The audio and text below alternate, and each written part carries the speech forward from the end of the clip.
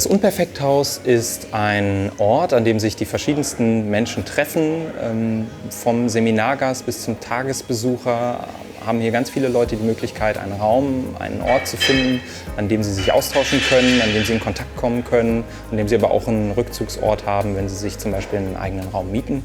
Dann haben wir aber einen Raum weiter, ganz klare Businesskunden, die wirklich nur hier sind, um einen Rückzugsort außerhalb ihrer Strukturen, außerhalb ihres gewohnten Bürogebäudes zu finden. Also im Unperfekthaus ist es so, dass auch die Vorstandsetage hier zum Beispiel ein Bobbycar-Rennen durch unsere Flure machen kann, während nebenan sich der Plüschtier-Stammtisch trifft.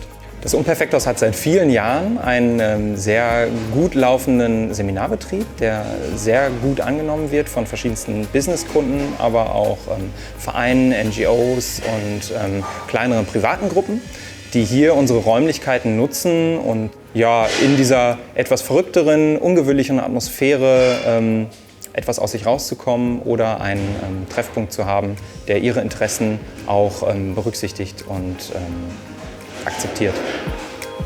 Wir haben 7 Räume plus einen Veranstaltungssaal, in denen wir Gruppen von 4 bis zu 200 Personen unterbringen können. Deshalb haben wir die Möglichkeit, wirklich vom kleinen Brainstorming in einer Kleingruppe bis hin zum Messe, Kongress, wie auch immer, hier abzubilden.